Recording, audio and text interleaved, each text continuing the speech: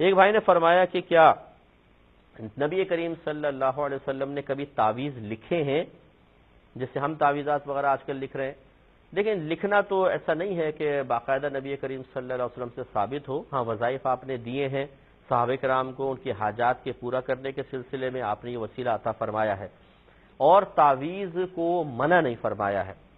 جو تعویذ منع کیے ہیں، یاد رکھیں، وہ وہی تعویذات تھے جو کلمات کفر و شرک پر مشتمل تھے۔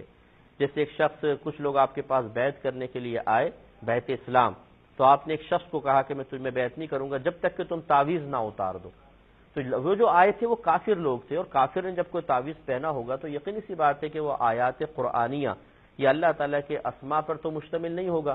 وہ عرب لوگ کلمات کفر و شرک لکھ کر وہ گلے میں لٹکایا کرتے تھے۔ اس تعویذ کو نبی کریم صلی اللہ علیہ وسلم نے منع فرمایا، ورنہ خود صحابہ کرام ارشاد فرماتے ہیں، مشکات کی حدیث ہے، کہ ہم اپنے بچوں کے گلے میں یہ دعا لکھ کر باندھ دیا کرتے تھے، اعوذ بکلمات اللہ التامات من شر ما خلق، کہ اللہ تعالیٰ جو کچھ تو نے پیدا کیا ہے اس کے شر سے میں ان کلمات کے ساتھ پناہ طلب کرتا ہوں، تیری ان سے پناہ مانگتا ہوں۔ تو اس کا مطلب یہ ہوا کہ خود صحابہ کرام بچوں کے گلے میں تعویذ کی شکل میں اس طرح کی دعائیں ڈالتے تھے۔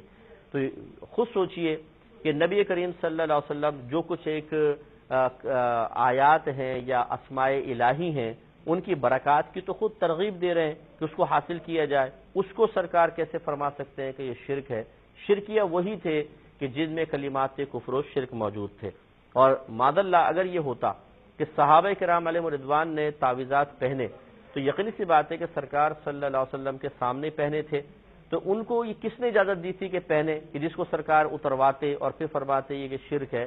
کیا صحابہ کرام شرک میں مبتلا ہوئے تھے؟ ایسا نہیں ہے، بلکہ یہ وہی کلمات کفر و شرک والے کچھ لوگ پہن کر آئے تھے جو کہ مسلمان بھی نہیں تھے، انہیں سرکار نے منع فرمایا۔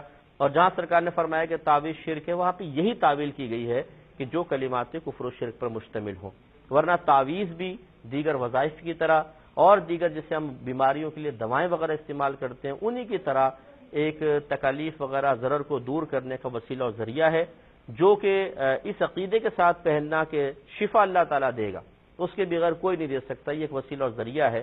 تو جس طرح ہم یہی سوچ کر ڈاکٹر کے پاس جاتے ہیں، ڈاکٹر مختلف دوائیں میڈیسنز یوز کرتے ہیں، کوئی بھی یہ نہیں سوچتا کہ یہ گولی مجھے شفا دے گی۔ ہر ایک کے ذہن میں یہ ہونا چاہیے کہ شفا دینے والی ذات اللہ کی ہے، یہ تو ایک وسیلہ اور ذریعہ ہے۔ ایسے ہی تعویذ بھی ایک وسیلہ ذریعہ سمجھ کے کیا جائے تو کوئی حرج نہیں ہے، کلمات کفر و شرک پر مشتمل نہ ہو۔